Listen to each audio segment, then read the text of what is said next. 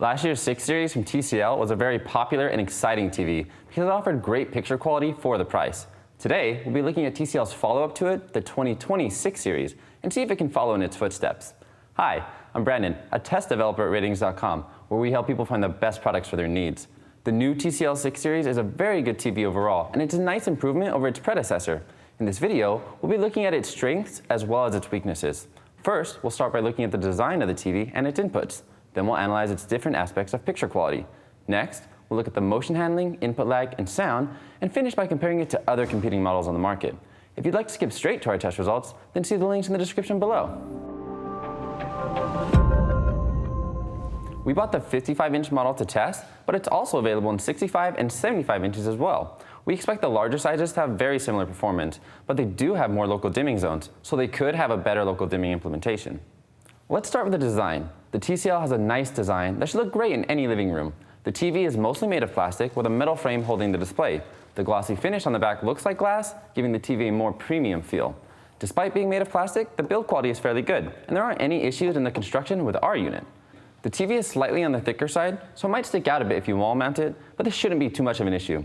The stand is pretty standard, but the feet are slightly different this year as they're angled inwards, and the larger variants allow for the feet to be positioned more towards the center. On the back, there's a single button to control the TV if you don't have the remote, but you're going to want to have the remote nearby since this button only allows you to turn the TV on and off and change the inputs. Now into the inputs. All of the inputs are located in a single side cutout, and there's enough here for most people's needs. There's 4 HDMI inputs, and they're all HDMI 2.0, not HDMI 2.1, but this is somewhat expected with a budget TV. There's also a USB port, an analog and digital audio out, an Ethernet port, a TV tuner, and a composite in. But there's no adapter this time around, unlike with last year's model. For audio pass-through, the TV supports ARC and eARC, which allows you to send Dolby Atmos or DTS through an HDMI connection. The cable management here is pretty basic. Only the back of the feet have small cutouts for routing, so you'll have to find another solution if you plan on wall mounting it.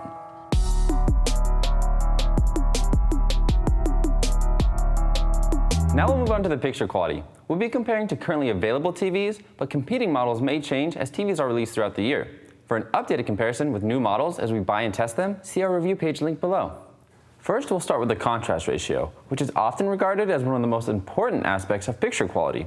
A high contrast will give deep, inky blacks and lots of detail to dark scenes, especially in darker environments. This TV has an excellent native contrast ratio and improves even more so with local dimming enabled. This is a nice improvement over last year's model, and the image will appear deep and full of detail, even in dark scenes. Now let's check out the local dimming, which is a feature that works by turning off individual backlights in the display to improve perceived contrast. This TV is full array backlit, and the local dimming implementation is somewhat mediocre. There's blooming around bright objects, and it struggles to light up small light sources like the stars in the sky.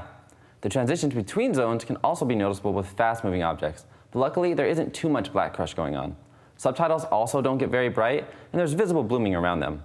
Overall, the local dimming isn't the best, but it can still be useful for some content. Now onto the viewing angles, which is how accurate the image remains when viewed off-center. Having good viewing angles is important if you plan on placing the TV in an open room with wide seating. This TV is using a VA panel, which although great for contrast, is not an ideal choice for viewing angles. We measured pretty disappointing viewing angles, which is typical of VA TVs that don't implement a wide viewing angle layer. So this TV isn't well suited for an open living room.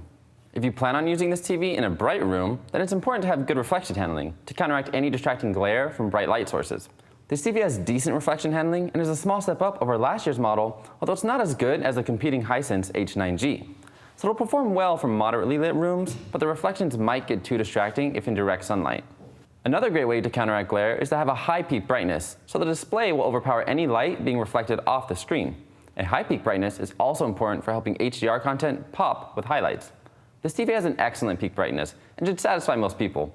With SDR content, we measured a real scene peak brightness of 679 nits, with some window sizes getting up to almost 1,000 nits. In HDR, we measured an even higher real scene peak brightness and got beyond 1,000 nits in the 25% window.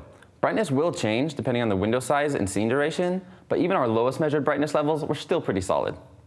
Now let's check out the gray uniformity, which is how even and uniform colors appear throughout the display. Screen uniformity issues can result in some areas of the display appearing darker or brighter than their surroundings, which is commonly known as the dirty screen effect. This can be distracting while watching sports or content with long panning shots, and our gray patterns check for these types of issues. On our unit, we measured decent gray uniformity. There's some vignetting in the corners and a bit of dirty screen effect near the center, so it won't be distracting in most cases, but you might see it in some scenes. The black uniformity looks at the evenness of an all-black image and checks for issues like backlight bleed or clouding. Our unit had okay black uniformity, but we did notice there's bleeding near the corners that creates a strange effect, as you can see in the picture we took. With local dimming enabled, most of these issues go away, at least with our test pattern.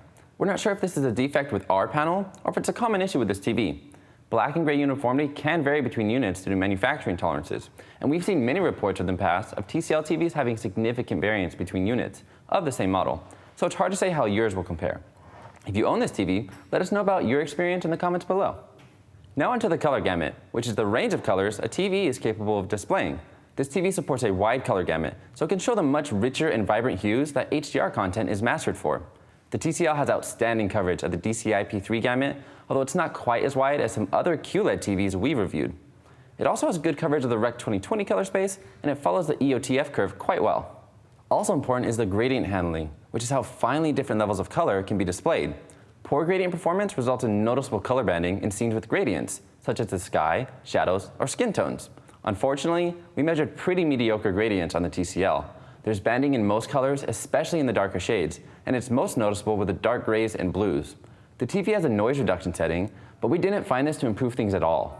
This is definitely one of the weaker points of this TV.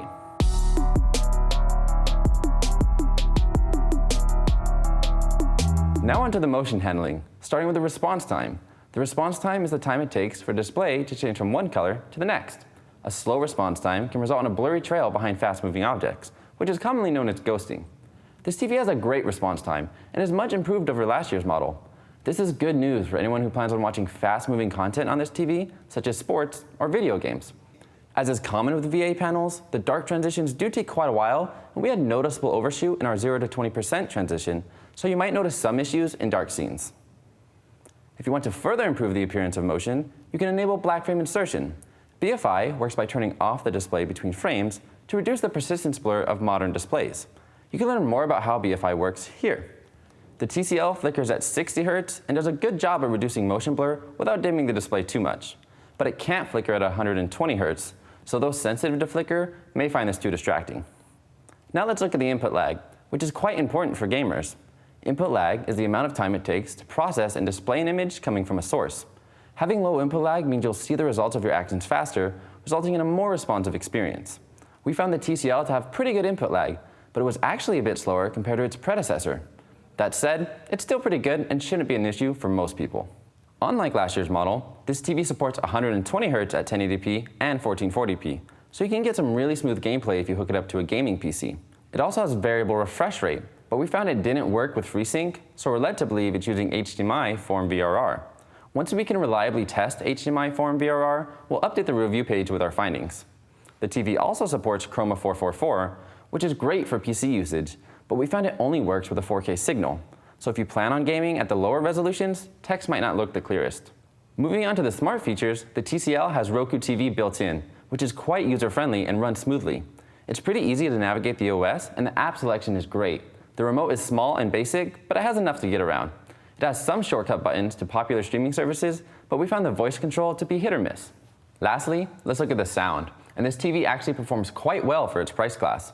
It has some of the best frequency response and distortion we've measured on any TV. The sound profile is well balanced, and it gets pretty loud, which is nice if you're having a party. The bass gets fairly low, but like with all TVs, it's lacking in the sub-bass, so audio enthusiasts may want to invest in another solution.